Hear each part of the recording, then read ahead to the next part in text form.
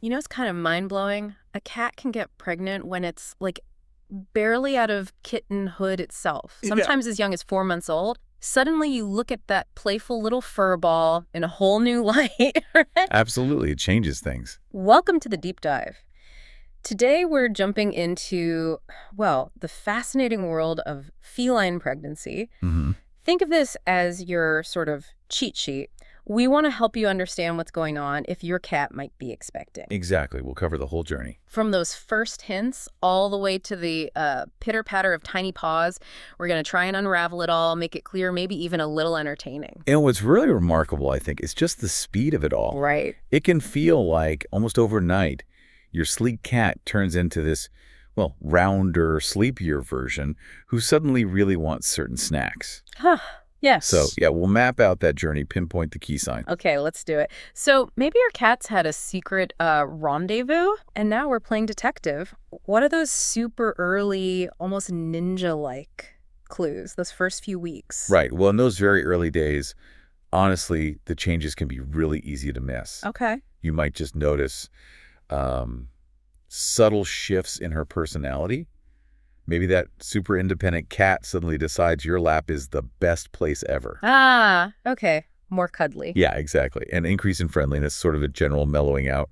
But then there's a really interesting physical sign, usually around day 16 to 20. Mm-hmm. It's called pinking up. Her nipples get noticeably pinker, a bit more prominent. It's like a little blush. Pinking up. Yeah. It's the hormones kicking in, getting ready for milk production way down the line. It's a key early signal. Wow. You might also see a tiny increase in appetite, like she's just a bit more into her food, but nothing dramatic yet. Pinking up, nature's little heads up. Okay, so things are still pretty subtle then. What about mid-pregnancy? Say weeks 3 to 6. That's when things get more obvious, isn't it? The shape starts changing. Exactly. This is when you you can't really miss it quite as easily. Around a month after mating, her belly will likely start to swell, get that distinct roundness. Right. And those nipples, they'll probably get darker, maybe even a bit redder than they were when they just pinked up. Okay. Behavior-wise, that calmer, cuddlier vibe often just gets stronger. And interestingly, some cats around week 3 might get a bit of, well, you could call it morning sickness. Oh, really? Like humans? Sort of. Maybe some nausea. She might go off her food a bit. Maybe even vomit occasionally. It's usually pretty brief, nothing to panic about. But it happens. And you'll probably notice she's sleeping more, just generally more tired. I mean, growing kittens is hard work. Poor thing. From a little pink glow to a baby bump and maybe feeling queasy. Okay, then the home stretch late pregnancy, week 6 to 9, what are we looking for then? Okay, yeah, this is when things really ramp up. The belly swelling is pretty undeniable at this point. You're mistaking it now. Definitely not. The mammary glands keep getting bigger, and you might even see the hair thinning around her nipples, maybe starting around week 8. That just makes them easier for the kittens to find later. Ah, practical. Very. And appetite. For some cats, it becomes, well, voracious. They're feeling some serious growth in there. Makes sense. You might also notice her grooming herself more, especially her belly and around her rear end, just getting everything ready. Right. And then there's this fascinating behavior, nesting. Usually kicks in around week 7, maybe 2 weeks before she's due. Nesting, like building a nest. Pretty much. She'll start searching for a quiet, safe, secluded spot to give birth. Checking out closets, drawers, maybe under the bed. It's pure instinct, finding a secure place for vulnerable babies. Wow. And right near the end, some cats might have a little bit of reddish discharge. And the really cool part, the last 2 or 3 weeks, you might actually feel or even see the kittens moving. Whoa. Seriously? Yeah, it's quite something. Yeah. And in that last week, she might even start producing a little milk. Okay, it sounds like a total biological whirlwind in those last weeks. Now, how long does this all take? When do we expect kittens? It's not 9 months, right? No, definitely not. Much faster. The typical cat pregnancy, the gestation period is around 63 to 65 days. So about 9 weeks, 2 months. Exactly. Roughly 2 months, 9 weeks. But there's always a but, right? There could be some natural variation. Okay. It can range from 60 days up to 67 days. Some sources even say maybe 52 to 74 days from mating, though that's a wider window. That's quite a range. What makes it vary like that? A couple of things, mainly breed is one. For instance, Oriental breeds like Siamese often tend to go a few days longer. Interesting. And litter size can play a role too. Often bigger litters mean a slightly longer pregnancy. It's all about when those kittens are perfectly cooked, so to speak. It's this whole complex hormonal dance. Right, the hormonal dance dictates the final timing. Okay, so we have these signs, these clues. But how do we know for sure? When do we call in the vets, the pet detectives? Good question. Yeah, for a definite answer, the vet is the way to go. They have a few methods. Okay. One is palpation. An experienced vet can gently, very gently, feel the cat's abdomen. They might be able to feel the little developing kittens around 3 to 4 weeks in. Some really skilled vets, maybe even earlier, like 17 to 25 days. Wow. But, and this is super important, never try this yourself. You could easily hurt the kittens or the mom. Leave it to the pros. Got it. Professionals only. What else? Ultrasound is fantastic. Uses sound waves, just like for humans. Can confirm pregnancy really early, maybe 16 days. Definitely by 22, 25 days. And you can often see tiny heartbeats around day 20. Oh, amazing. It is. But ultrasound isn't great for getting an exact kitten count. For that, you need x-rays later on. X-rays. Is that safe? Yes, when done correctly and at the right time. The kitten skeletons need to calcify, get bony enough to show up. That happens around day 32-45. Vets usually prefer to wait until after day 55, though, when they're much clearer. That's the best way to count how many kittens to expect, which is really useful info. Sometimes the cat might need a mild sedative just to stay still for the picture. Makes sense. Any other ways? Some vets might offer a blood test for pregnancy hormones around day 20-25, but it's maybe less common, at least here in the UK. Palpation, ultrasound, and x-ray are the main go-tos. Okay. A whole toolkit to get confirmation. So once we know for sure we've got a pregnant cat, how do we look after her? It's not just extra naps, right? Definitely not. Her needs change quite a bit. Diet is, well, it's absolutely crucial. Right. Eating for more than one. Exactly. She needs a high-calorie diet to support all that kitten growth. Yeah. Usually the recommendation is to gradually switch her over to a good quality kitten food, or one specifically made for pregnant and nursing cats. When should we do that? Good question. Usually by the end of the first month of pregnancy, those foods have all the extra protein, fat, vitamins, minerals she needs. And it's often better to feed her smaller meals more frequently through the day. As the kittens grow, her stomach gets squished. Big meals can be uncomfortable. Ah, like wearing tight pants after a big dinner. Precisely. And her environment is important too. She needs that nesting spot we talked about, quiet, comfy, private. A cardboard box with clean, soft bedding works great. Where should we put it? Somewhere warm, draft-free, and out of the way of household traffic. And if she normally goes outside, it's really best to keep her indoors as her due date gets closer. You don't want her giving birth under a bush somewhere. Good point. What about things like vaccines or flea treatments?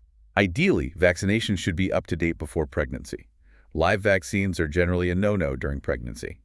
Killed vaccines, like rabies, might be okay if the vet deems it essential. Always talk to your vet. Okay. Same for parasite prevention. Keep it up, but use products known to be safe for pregnant cats. Again, vet check is key. Some flea treatments are fine, others aren't. Deworming might be needed too, so a chat with the vet, maybe bringing a stool sample, is wise. And just generally, keep a close eye on her. Watch for any signs of illness.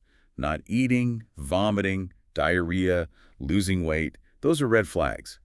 And any vaginal discharge, especially with blood, before labor starts is not normal. Yeah. That needs an immediate vet visit. That's super helpful. A really clear guide for looking after her. Okay, so we've done all that. Pregnancy's gone well. Labor is coming. What are the signs the big day is, like imminent? Yeah, there are usually some pretty clear behavioral shifts in the, say, 24 hours beforehand. Most cats will stop eating. Oh, okay. No appetite. Right. She might become restless, go back and forth to her nesting spot, maybe pawing at the bedding, rearranging it. Just seems a bit unsettled or agitated. Anything else? Well, sometimes, though it's less reliable in cats than dogs, her rectal temperature might drop below 100 degrees Fahrenheit or 37.8 Celsius. If that happens, labor could be likely within the next 12 to 36 hours. But don't hang your hat on that one sign alone. Okay, good to know. So the stage is set. Maybe she stopped eating. She's restless. Labor's starting. What does it actually look like? Are there stages? Yeah, generally broken down into 3 stages. Stage 1 is basically getting ready. Okay. She'll likely be restless, doing that nesting thing, maybe panting a bit, might vocalize more than usual. Internally, her cervix is relaxing and opening up, and she's starting to have uterine contractions, but you probably won't see her actively straining yet. How long does that last? It can be quite variable, especially for first-time moms. Could be up to 36 hours. It's kind of a slow buildup. Wow, 36 hours. Okay, stage 2? Stage 2 is the main event, active straining, and the birth of the kittens. You'll see stronger, more obvious contractions as she pushes the kittens out. How long per kitten? Usually about 5 to 30 minutes of active pushing for each kitten. They're typically born head first inside a thin membrane sac. Okay, and stage 3? Stage 3 is the delivery of the placenta, or after birth, those greenish-black membranes. There should be one placenta for every kitten. So stages 2 and 3 kind of alternate for each kitten. Sometimes a second kitten might pop out before the first placenta.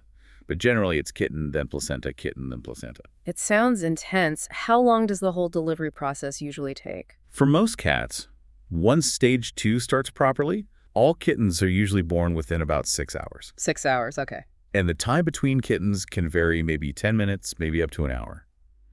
Interestingly, cats can also have something called interrupted labor. Interrupted? What does that mean? It means she might deliver 1 or 2 kittens and then just stop active labor. Everything seems normal. She might nurse the kittens she has, rest, eat, and then start up again maybe 24, even 36 hours later to deliver the rest. Really? Why? It often happens if she feels disturbed or unsafe. It's like her body puts things on hold until conditions feel right again. Fascinating. So a pause isn't always a crisis. But when should we worry? When do we need to call the vet during labor? Definitely some red flags there. If she's having strong visible contractions for more than, say, 20 minutes and no kitten appears. Okay. Or if she's straining really hard for over an hour without any progress. Also, if you can see a kitten in the birth canal, but she's been straining for more than 10 minutes trying to pass it. Gotcha. Any sign of excessive bleeding is an emergency. Or if the queen herself seems really distressed, becomes very lethargic, or develops a fever. Basically, trust your instincts. If something feels wrong, call the vet immediately. Better safe than sorry. Absolutely. Okay, phew. The kittens have arrived safely.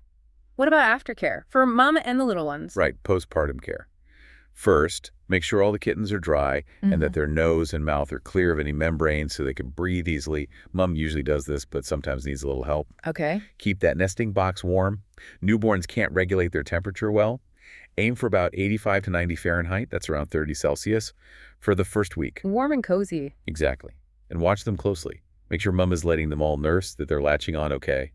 If she seems to be rejecting any kittens or isn't producing milk, you need to contact your vet straight away. Right. What about the mother cat? Any discharge normal? Yes, it's normal for her to have some vaginal discharge after birth. It's often dark, kind of blackish or reddish, and can last for up to 3 weeks. That's just uterine cleanup. Okay. But if the discharge looks like pus or smells really bad, that could signal a uterine infection like metritis, and that definitely needs vet attention. Good distinction. Wow, these little guys really keep you busy, even after they arrive. Anything else we should bear in mind? Any final, maybe surprising points? Yeah, a couple of really crucial things. First, and this surprises many people, cats can get pregnant again very quickly after giving birth, even while they're still nursing the current litter. Wow, really? No time off? Nope. Their cycles can kick back in super fast, which leads to the second and probably most important point overall. Which is? Spaying. It really is the best way to prevent unwanted litters. And beyond just population control, it has major health benefits for the cat herself, drastically reduces the risk of mammary cancer later in life, eliminates the risk of pyometra, that nasty uterine infection. Right. It's such an important conversation to have with your vet. Even if you find yourself dealing with an unexpected pregnancy now, thinking about spaying afterwards is key, especially given the huge issue of cat overpopulation. That's a really vital takeaway. Okay, so we've journeyed through the whole feline pregnancy process, from the super subtle early hints through the development, the nesting, the birth itself, and the care afterwards. It's relatively short compared to humans, but wow, it's complex. It really is. So many stages, specific needs. It definitely highlights how resilient these animals are, doesn't it? And just reinforces how important responsible pet ownership is, especially managing breeding. Absolutely. And maybe just one final crucial reminder for everyone listening. Please. While we hope this discussion has been informative, maybe even helpful, remember, it's purely for educational purposes. Yeah. It is absolutely not a substitute for professional veterinary advice. If you have any concerns about your cat's health, whether she's pregnant or not, please always consult your veterinarian. They're the experts who can give you the specific guidance your cat needs. Couldn't agree more. Always consult your vet. Thanks for that deep dive. My pleasure.